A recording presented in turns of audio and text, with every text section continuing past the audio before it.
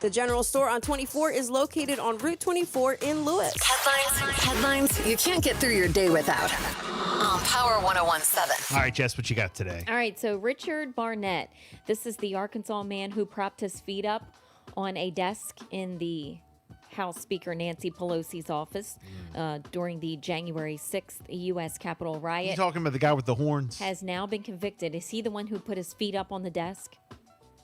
I don't know. Maybe it's two different ones. He ones. propped his feet up on the desk. Well, he was convicted on Monday of joining a mob's attack on the building over 2 years ago. Good. Jury deliberated for approximately 2 hours before unanimously convicting Barnett on all 8 counts in his indictment, including felony charges of civil disorder and obstruction of an official proceeding. So again, I don't know about the horns and what he had on, but I do know that he went into her office and he propped his feet up on her desk, and that picture was trending online. He's a nut. He has now... Just like the guy with the horns. He faced 8 counts, okay? Wow. Guilty for that January 6th case. You know who else is guilty and who else is a nut? Is the guy who smashed the TV after Dallas won on Sports Center. Gosh, this isn't the only one. Now this is trending. If you get a chance, go to Sports Center on Facebook and watch the video. Now, they've put together a whole bunch now. Yes, of Dallas fans going nuts. He's a nut. That's him smashing the TV. Oh my God. He's punching it. He's smashing it.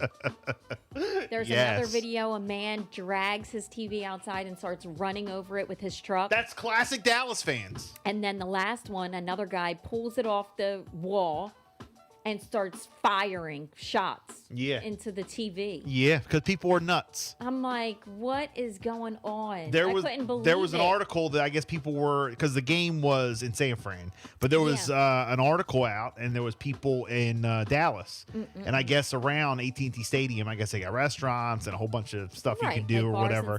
Yeah, it's Jerry's World. So they had a whole bunch of fans fighting outside of the stadium and around the stadium fighting like bad.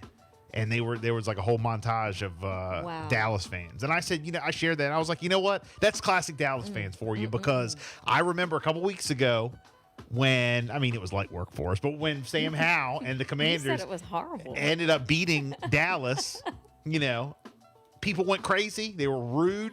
They were cursing. They were screaming. And I shared that, and people were like, oh, that's fans of every team, Bill. That's every team. Well, we're not talking about every team. We're talking about Dallas. We ain't talking about them other teams. Whew. Man. We talking about the game, and you want to talk about practice. There's still so much talk. So much talk with them. Yeah. Online. Good. Non-stop. Good. And it's so funny. Oh, yeah. And we played Stephen A. part of his show yesterday at the top of the hour. Oh, gosh. Jess, what else is going on? All right, so Microsoft says that they will stop Windows 10 Home and Pro sales downloads on January the 31st.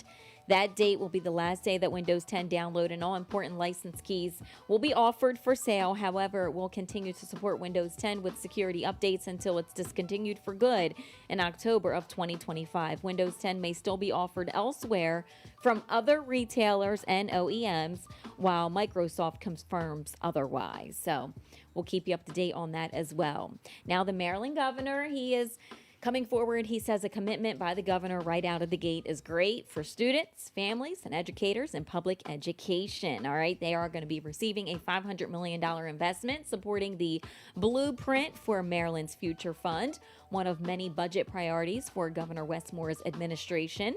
The Blueprint really outlined a way to transform our schools to provide the needed funding and equalize that funding to provide more opportunities. So they have now established a 10-year plan, and they will increase funding for the public education system. The Moore administration also has their eyes set for growing concern on child poverty in the state as well. And the Maryland General Assembly will need to approve Governor Moore's budget before the session ends in April. In Seaford, police say that a Hebron man was killed in a crash on Monday morning in the Seaford area. According to police, the crash took place just after 7 a.m.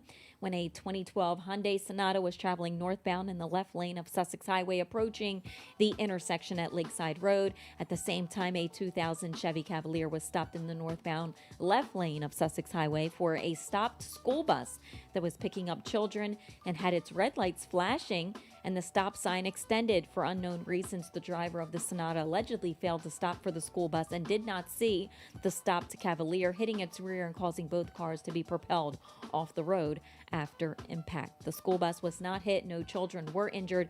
No other vehicles were involved in this crash. Possible charges are pending the results of this investigation.